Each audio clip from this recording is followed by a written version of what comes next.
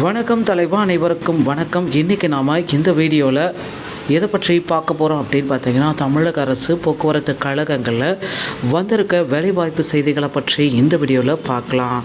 நம்முடைய சேனலுக்கு நீங்கள் புதியவராக இருந்தீங்கன்னா ஒரே ஒரு சப்ஸ்கிரைப் அண்ட் பெல்லை மட்டும் கிளிக் பண்ணி வச்சுக்கோங்க.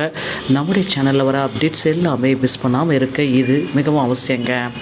தமிழக அரசு போக்குவரத்து கழக தொழிற்சாலங்க பேரவை கூட்டத்தை தொடங்கியிருக்காங்க. தமிழ்நாடு அரசு போக்குவரத்து கழகத்தின் தொழிற்சங்க பேரவையின் ராசிபுரம் சிறப்பு கிளை கூட்டம் வடக்கு மாவட்ட கொங்கு மண்டல தேச கட்சி அலுவலகத்தில் சனிக்கிழமை நடைபெற்றது. கூட்டத்தில் கிளை தலைவர் ஆர் ராஜாராம் பங்கு வகித்தார்.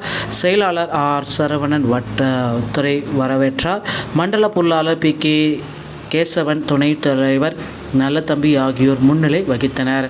அரசு போக்குவரத்து கழக ஓட்டுநர் நடத்துனர்களுக்கு ஓய்வு அளிக்கப்பட வேண்டும்.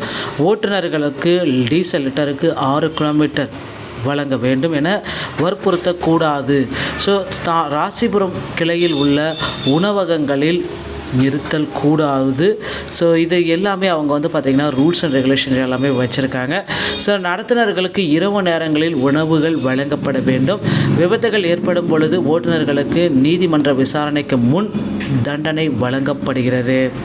நீதிமன்ற தீர்ப்பில் ஓட்டுநர்கள் மீது தவறில்லை என தீர்ப்பளித்தால் அந்த தண்டனையை ரத்து செய்ய வேண்டும் உள்ளிட்ட தீர்மானங்கள் நிறைவேற்றப்பட்டன. கூட்டத்தில் ராசிபுரம் கிளை புதிய நிர்வாகிகள் தேர்வு செய்யப்பட்டனர். தலைவராக ஆர் ராஜாராம், செயலராக ஆர் சரவணன், பொருளாளராக